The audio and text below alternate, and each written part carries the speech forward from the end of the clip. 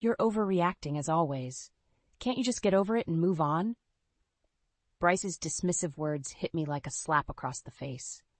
I stared at him in disbelief, my chest tightening as the all-too-familiar frustration boiled within me. How many times had I pleaded with him to understand what I was going through with my health issues? How many nights did I cry myself to sleep, longing for his compassion and support?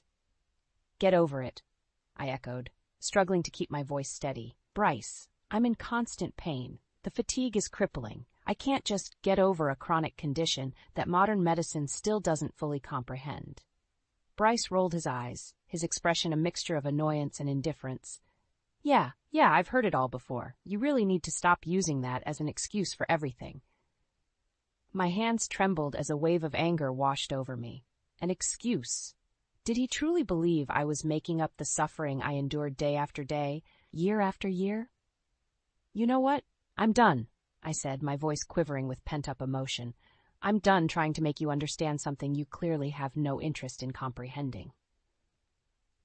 Bryce scoffed and turned his attention back to the television, effectively dismissing me and my struggles once again. I stormed out of the living room, fighting back tears of frustration and hurt. As I made my way to the bedroom, memories of our once loving relationship flooded my mind. Where was the man who had vowed to love and support me through sickness and health? The one who had held me close and promised to always be by my side? That man was long gone, replaced by this shell of a person who seemed to care more about maintaining the perfect facade than truly being there for his wife. I collapsed onto the bed, burying my face in the pillow as sobs racked my body. How had we come to this? How had the love and understanding we once shared disintegrated into this bitter, toxic dynamic? As I lay there, a newfound determination took root within me. I couldn't continue living like this, constantly invalidated and disrespected by the person who was supposed to be my partner in life. Enough was enough. I sat up, wiping away the tears, and reached for the journal I had been keeping over the past few years. With trembling hands, I began to document this latest incident, determined to gather evidence of Bryce's emotional abuse.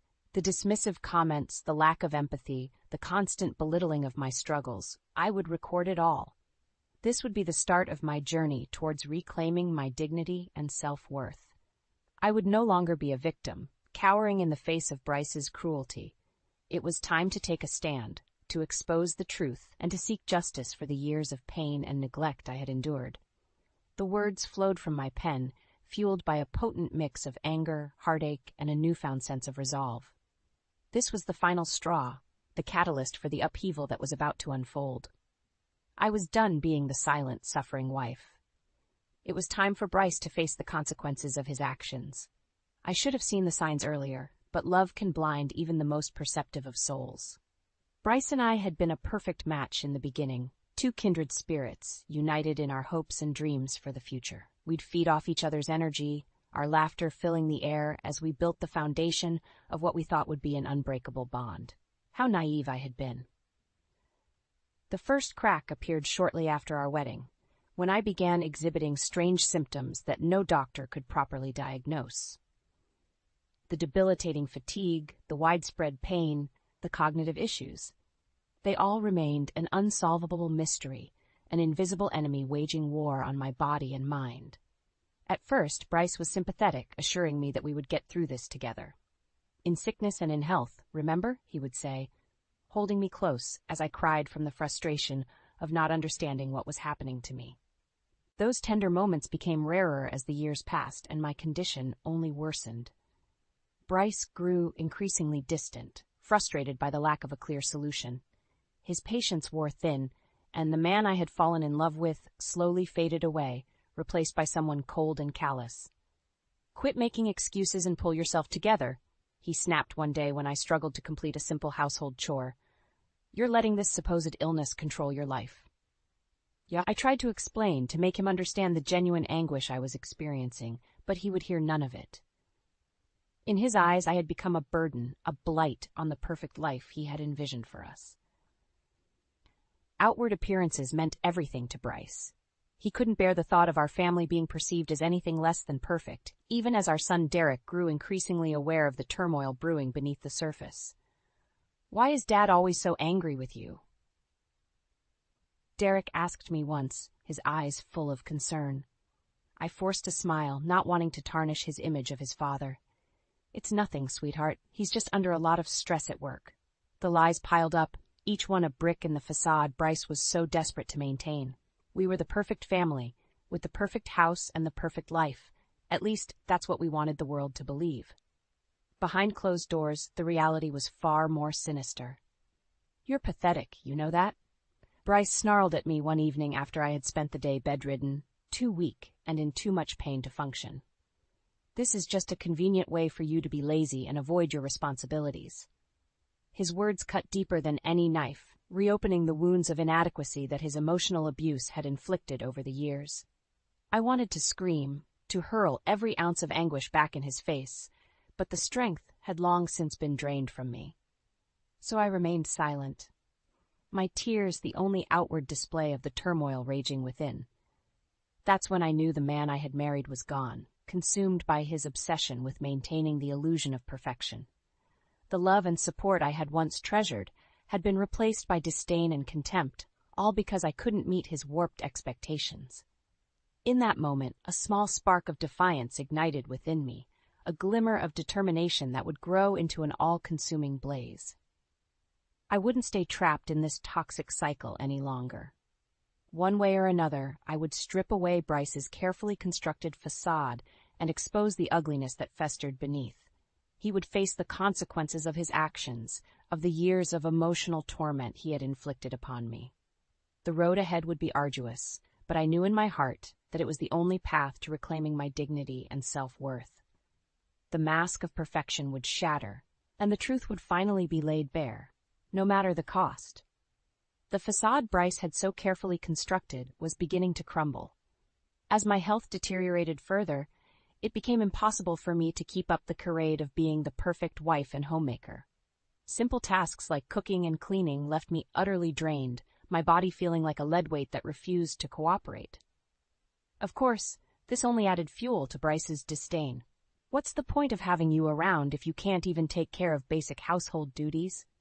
He sneered, surveying the pile of unwashed dishes in the sink. I wanted to explain, to make him understand the sheer effort it took for me just to get through each day, but I knew it would fall on deaf ears. Bryce had made up his mind about my condition long ago. In his eyes, it was nothing more than a convenient excuse. "I'm sorry," I mustered, hating how weak and defeated I sounded. "I'll try harder, I promise." Bryce scoffed and shook his head in disgust. "Save your empty promises. You've been trying harder for years, yet nothing ever changes." The venom in his words cut deep, but I remained silent, too emotionally and physically drained to engage in another fruitless argument. As the weeks passed, Bryce's insults and complaints escalated, each one chipping away at what little self-worth I had left. I found solace in my journal, pouring out the anguish and frustration that I couldn't voice aloud. It was during one of these writing sessions that Derek knocked on my bedroom door, a concerned look etched on his face. "Mom, are you okay? I heard Dad yelling at you again." I fought back the tears that threatened to spill and forced a reassuring smile. "Everything's fine, honey. Your father's just been under a lot of stress lately." Derek didn't look convinced, but he nodded slowly, his eyes filled with a sadness that no child should ever have to bear. As he left, I couldn't help but wonder how much of Bryce's behavior he had witnessed over the years. Had I been naive in thinking I could shield him from the harsh reality of our crumbling marriage? That night, as Bryce slept soundly beside me, I stayed awake, my mind racing with a newfound determination. I couldn't continue living like this, constantly demeaned and belittled by the man who was supposed to love and cherish me. Enough was enough. I reached for my journal, the pages now filled with a meticulous documentation of Bryce's emotional abuse. Every cutting remark, every dismissive gesture, every act of cruelty laid bare in ink. As I flipped through the pages, a sense of empowerment washed over me. This was my evidence, my ammunition in the battle I was about to wage against the man who had made my life a living hell. I wouldn't be the silent, suffering wife any longer. It was time to take action, to expose Bryce for the monster he had become and seek justice for the years of pain and neglect he had inflicted upon me. The first step would be to confide in my sister, Jenna. She had always been my rock, my unwavering support system through the darkest of times. With her by my side, I knew I would have the strength to face whatever lay ahead. A plan began to form in my mind, the pieces slowly falling into place. I would gather every shred of evidence, every damning proof of Bryce's vile behavior, until I had an airtight case against him. Then, and only then, would I strike, shattering his carefully constructed facade and exposing the ugliness that festered beneath. It would be a long and arduous road, but I was ready to fight. For too long, I had been the victim, cowering in fear and shame. But no more. This time, justice would be mine. Our 20th wedding anniversary should have been a joyous occasion, a celebration of the love and commitment that had carried us through 2 decades of marriage. Instead, it became a painful reminder of how far Bryce and I had drifted apart. He had insisted on going out to an upscale restaurant, wanting to maintain the facade of a happy, successful couple in front of our friends and family. I had reluctantly agreed, knowing full well that any objection on my part would only ignite another heated argument. As I slowly made my way down the stairs, the simple act of getting dressed and ready had left me utterly drained. Bryce was waiting at the bottom, drumming his fingers impatiently against his watch. "It's about time," he grumbled, eyeing my weary appearance with disdain. "We're already running late." I mustered an apologetic smile, too exhausted to offer any excuses. We made our way to the restaurant in silence, the tension between us palpable. The evening only grew more excruciating as it progressed. Bryce basked in the attention of our guests, regaling them with tales of his career successes, while I sat quietly, sipping water to quell the nausea that had taken hold. At one point, our friend Jennifer turned to me with a warm smile. "Marla, you must be so proud of Bryce and everything he's accomplished." Before I could respond, Bryce cut in with a bitter chuckle. "If only she put in half as much effort into our marriage as I do at work." The table fell silent, a collective tension hanging in the air. I felt the blood drain from my face as Bryce's words sank in, each one a dagger to my already fragile heart. "Excuse me?" I managed, my voice barely above a whisper.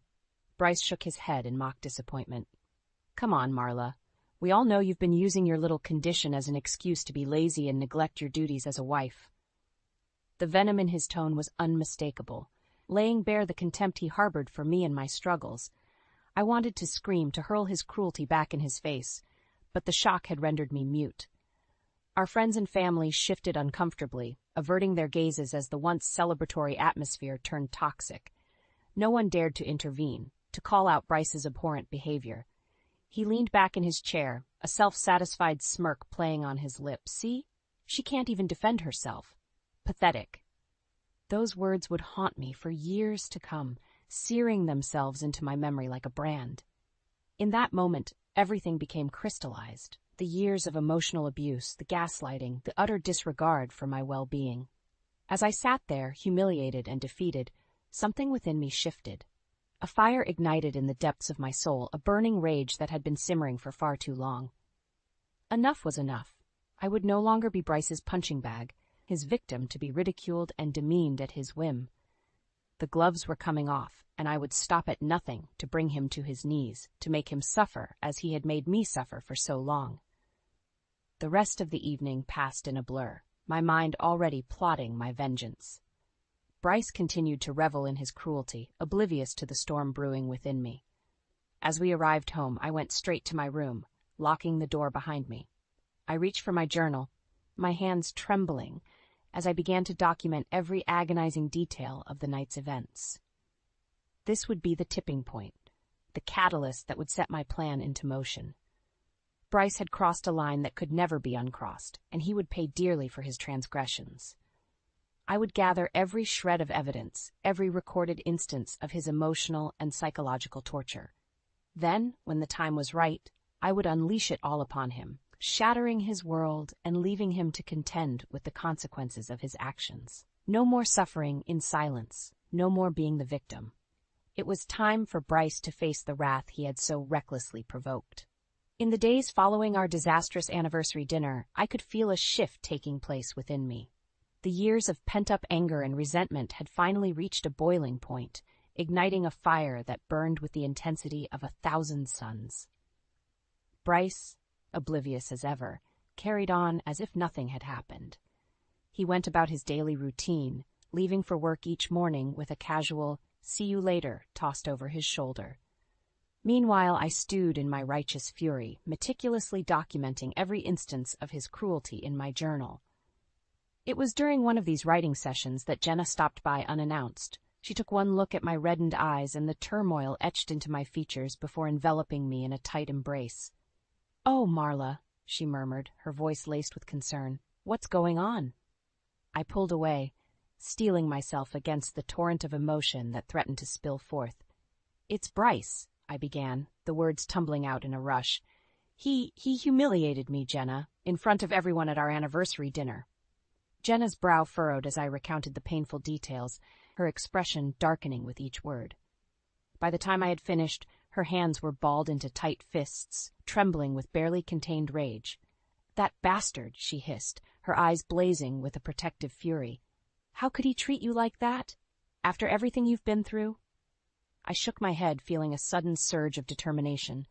"I can't live like this anymore, Jenna. The emotional abuse, the constant belittling, it has to stop." Jenna nodded, her jaw set in a firm line. "You're right. Enough is enough. What are you going to do?" A plan had already begun to take shape in my mind, a meticulously crafted blueprint for revenge.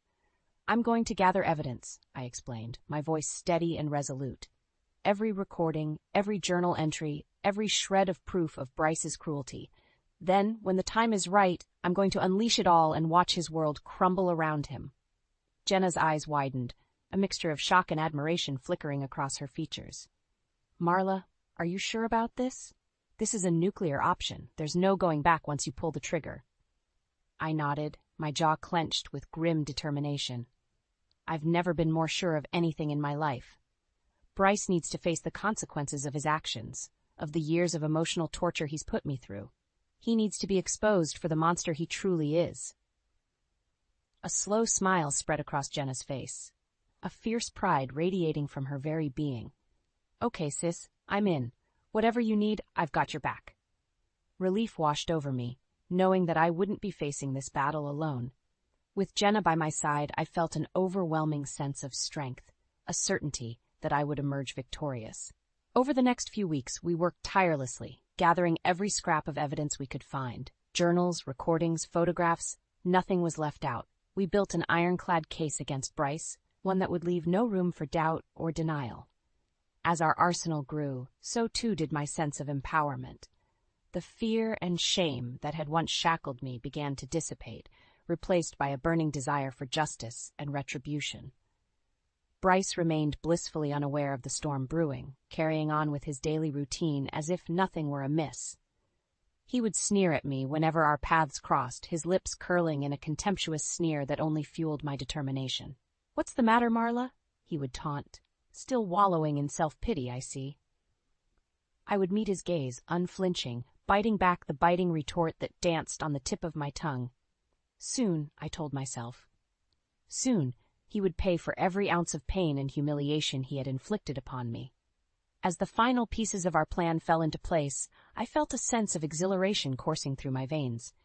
The day of reckoning was fast approaching, and Bryce had no idea what was in store. He had made the mistake of underestimating me, of believing that I would cower and submit to his abuse forever.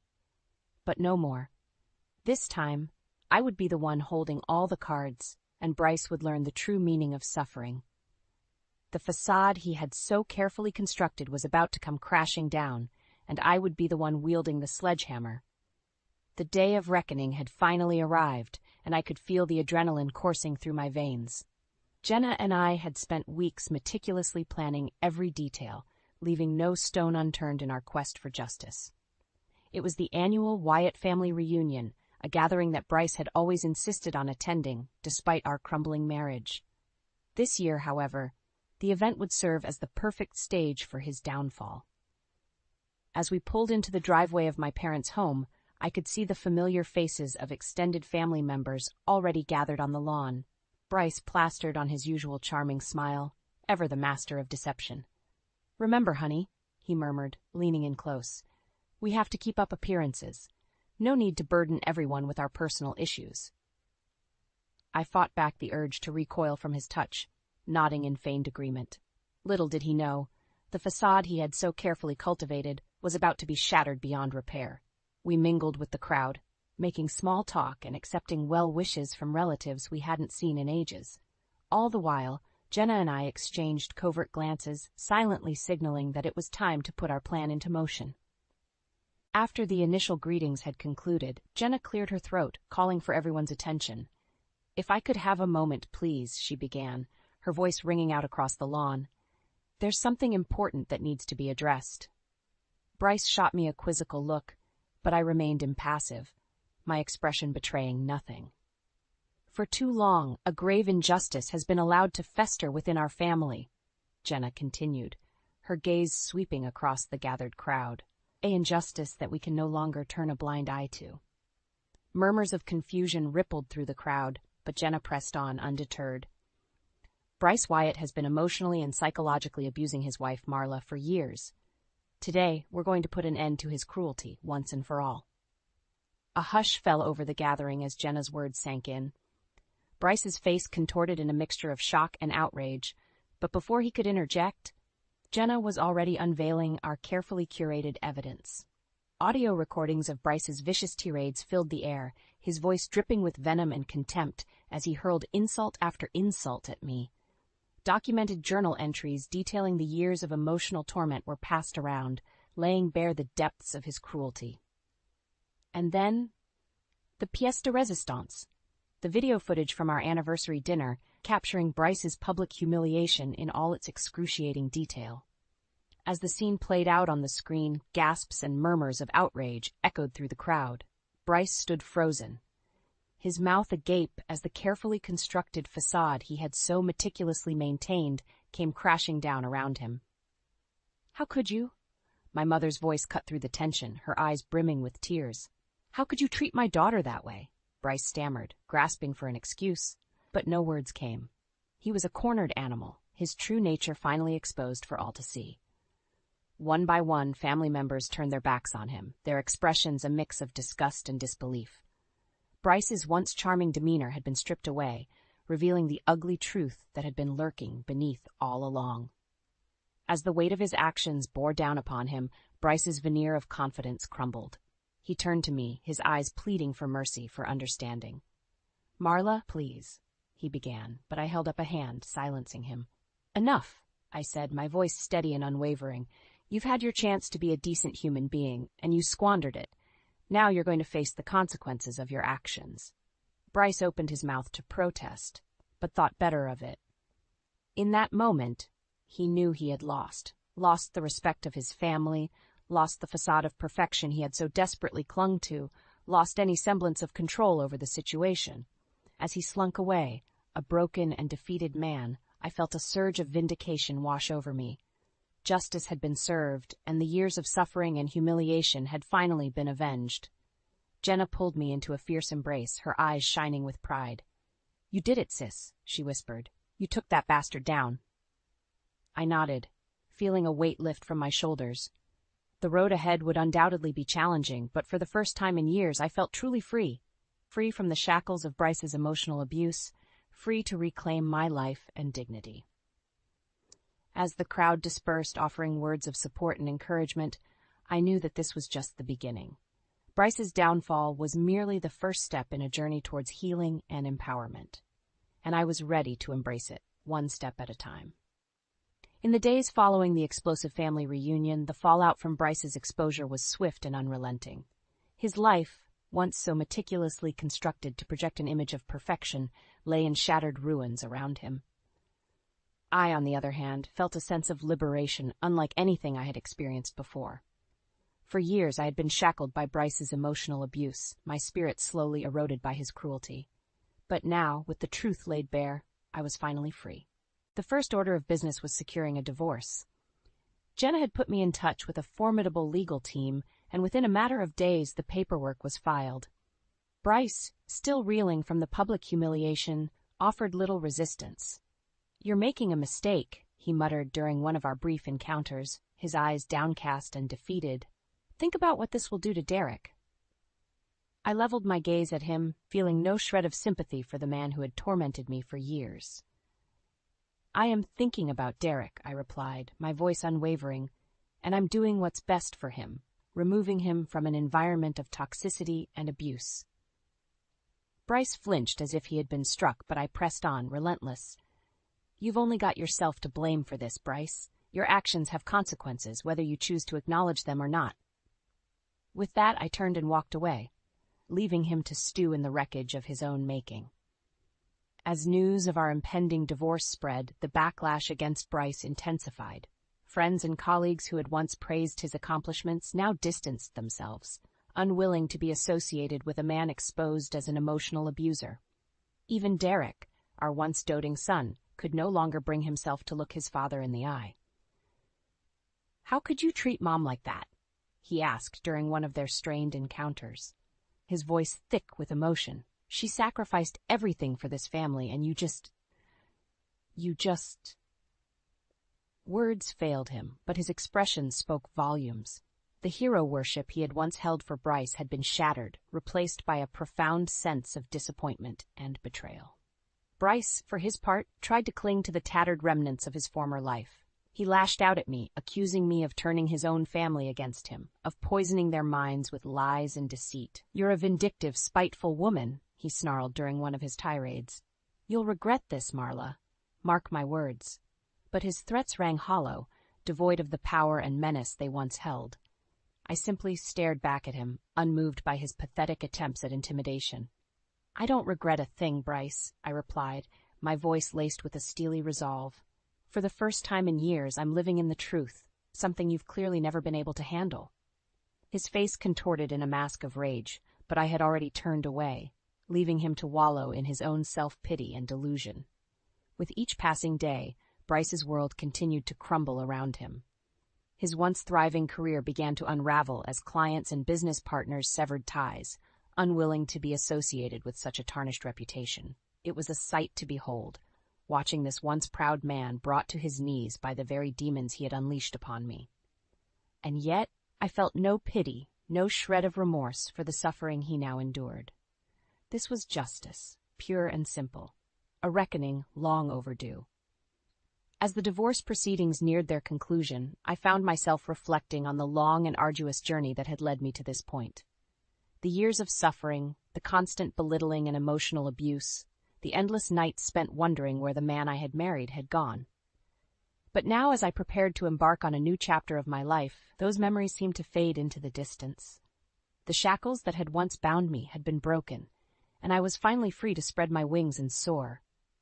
Jenna pulled me into a fierce embrace as the final papers were signed, her eyes shining with a mixture of pride and relief. "You did it, sis," she whispered, her voice thick with emotion. "You survived the storm, and you came out stronger on the other side."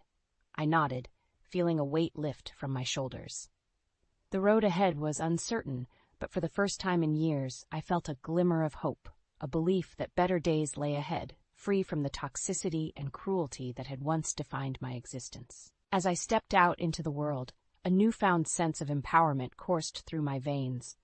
I was a survivor, a warrior who had faced the darkness head-on and emerged victorious. And Bryce? Well, he was nothing more than a footnote in my story, a mere obstacle that had been overcome, a reminder of the strength and resilience that burned within me. The future was mine to shape, and I intended to seize it with both hands, leaving the pain and suffering of the past far behind me. A new chapter was about to begin, and I couldn't wait to see what it had in store. Chapter 8: A New Beginning. The divorce had been finalized, and with it, a weight had been lifted from my shoulders.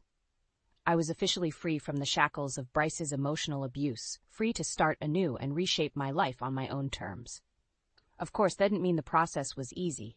There were still hurdles to overcome, lingering scars from years of torment that would take time to heal. But I was committed to the journey, fueled by a newfound sense of determination and self-worth. The first order of business was securing a favorable settlement, one that would provide me with the financial means to build the life I deserved. Jenna's legal team had proven their mettle, negotiating a generous payout that encompassed a sizable portion of our shared assets. You earned every penny of this, Marla, Jenna assured me as we reviewed the settlement details. Don't let anyone tell you otherwise. I nodded, still somewhat in disbelief that this chapter of my life was truly coming to a close. For so long I had been trapped in a cycle of fear and self-doubt, conditioned by Bryce's emotional manipulations to believe that I deserved nothing better. But now, with the evidence of his cruelty laid bare and the law on my side, I could finally break free from those toxic thought patterns. I was worthy of happiness, of respect, of building a life on my own terms. With the financial security provided by the settlement, I made the decision to invest a portion of the funds into a cause close to my heart, a foundation dedicated to supporting others suffering from the same chronic condition that had once been the catalyst for Bryce's abuse. It was a way for me to turn my pain into purpose, to ensure that no one else would have to endure the isolation and emotional torment that I had faced for so many years. This is amazing, Mom, Derek said, his eyes shining with pride as we toured the Foundation's newly opened headquarters. I can't think of a better way to help people and raise awareness. I pulled him into a tight embrace, overwhelmed by the surge of emotions welling up within me. For too long, I had shielded Derek from the harsh realities of my marriage, desperate to preserve his image of his father. But now, with the truth laid bare, we were able to forge a deeper connection, built on honesty and mutual respect. "Thank you, sweetheart," I murmured, fighting back tears of joy. "Your support means everything to me." As the foundation took shape and our outreach efforts began in earnest, I found myself bearing witness to the incredible resilience of the human spirit. The stories I encountered, the tales of perseverance in the face of overwhelming adversity, only served to strengthen my own resolve. I was no longer the broken, downtrodden woman who had once cowered in fear of her husband's wrath. I was a survivor, a warrior who had emerged from the ashes of emotional abuse, stronger and more determined than ever before. And Bryce? Well, his fate had been sealed the moment he chose to prioritize his own selfish desires over the well-being of his family. The once powerful businessman had become a pariah, his reputation in tatters and his professional prospects all but non-existent. I caught glimpses of him from time to time, a mere shadow of his former self, disheveled, haunted by the demons of his own making. Our paths would cross, and for a fleeting moment our eyes would meet, a silent acknowledgement of the chasm that now separated us. But I felt no pity, no remorse for the man who had inflicted so much pain and suffering upon me. This was the bed he had made for himself, and now he would lie in it, forever haunted by the consequences of his actions. As for me, I was focused on the future, a future that seemed brighter and more promising with each passing day.